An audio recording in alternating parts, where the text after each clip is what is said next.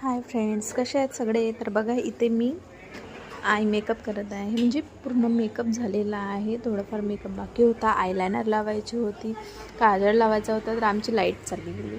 तर बघा, मी अंधारातच तिचा मेकअप करत आहे. बघू शकता तुम्ही अंधारातला मेकअप, तिचा आय मेकअप, आय शॅडोज वगैरे मी लावलं.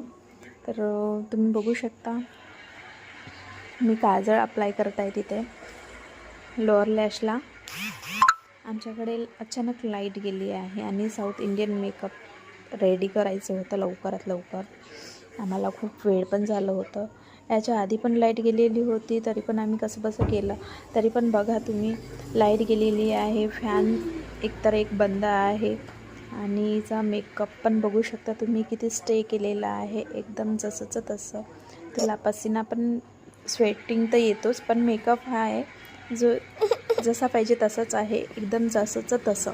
तर तुम्ही बघू शकता. तुम्हाला जर असंच वेगवेगळे प्रकारचे मेकअप लुक्स किंवा प्रोडक्ट नॉलेज पाहिजे असेल तर कमेंट्स करा, लाईक करा, शेअर करा अँड सबस्क्राईब करा माझ्या चॅनलला.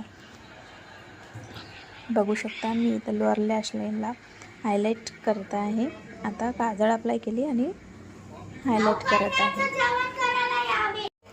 लाईट तर नाही आहे आणि आमचे जे ब्राईड आहे ते ब्राईडचे तर हेअर क्रिम्पिंग पण करायचे आहे. हेअरस्टाईल अजून पूर्णपणे झालेली नाही आहे, हेअर सेटिंग झालेले नाही आहे. तर विचार येत आहे की कसं करावं, काय करावं ते.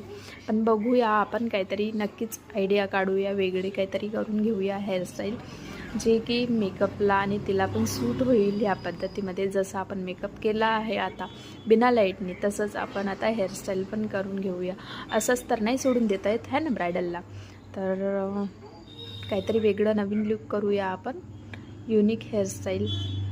तर पूर्णपणे बघा मेकअप आणि हेअरस्टाईल पण.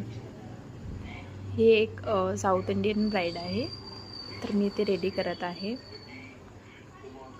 अजूनपर्यंत पूर्ण मेकअप झालेला नाही आहे.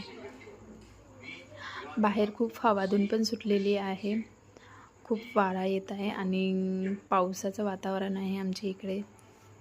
3-4 दिवस झाले खूप सारा पाऊस राहिला आहे आमच्याकडे. ब्राईडला पण टेन्शन येत होता, काय होईल, कसं होईल, हेअरस्टाईल कशी होईल म्हणून. मी म्हटलं टेन्शन नका घेऊ, सगळं काही व्यवस्थित होईल आणि तुमची हेअरस्टाईल पण सुंदर आणि छान तुम्हाला सूट होईल या पद्धतीत मी करून देणार. तिला सांगत होतं सगळं आणि आमचं काम चालूच होतं, लाईट पण नव्हती. आम्ही कंटिन्यू काम चालूच ठेवला, कुठेच थांबलं नाही.